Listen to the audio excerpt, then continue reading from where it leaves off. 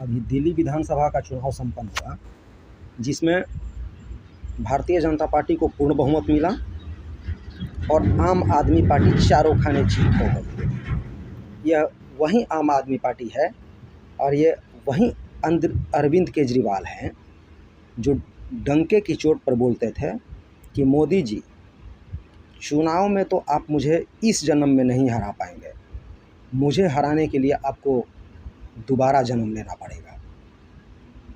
अरे केजरीवाल जी, इतना अहंकार, इतना आत्मविश्वास,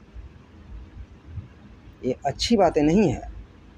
मोदी जी ने आपको अगले जन्म में नहीं, ऐसी टेन्योर में आपको पटकनी दे दी और ऐसी पटकनी दी कि आप उसे याद करेंगे और कहीं ऐसा ना हो कि आप राजनीति से बाहर ही ना हो जाएं। आप बताइए, कोरोना काल में जब देश की जनता मर रही थी, लोग मर रहे थे, दिल्ली की जनता मर रही थी, आपने चुपचाप शीश महल बना लिया। 45 करोड़ रुपया आपने खर्चा किया शीश महल पर।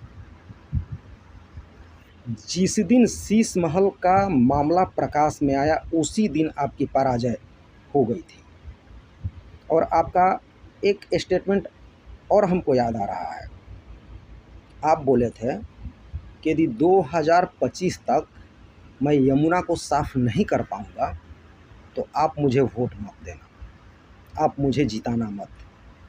तो आपने तो साफ नहीं किया और इसका दंड भी आपको मिला, आप हार गए।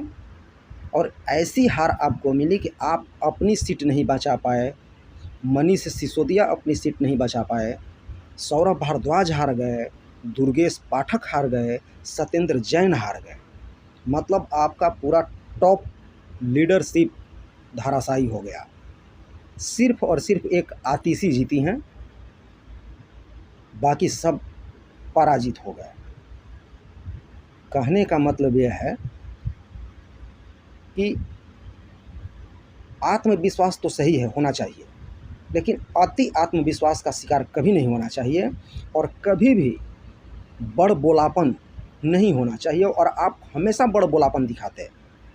आपका कोई भी भाषण उठा लिया जाए, कोई भी इंटरव्यू देखा जाए, आप उसमें हमेशा बड़ बोलापन शो करते हैं और इसी का परिणाम यह है कि दिल्ली की जनता ने आपको सबक सिखाया और उम्मीद करता हूं कि इस सबक से आपको अच्छी तरह सबक मिलेगा।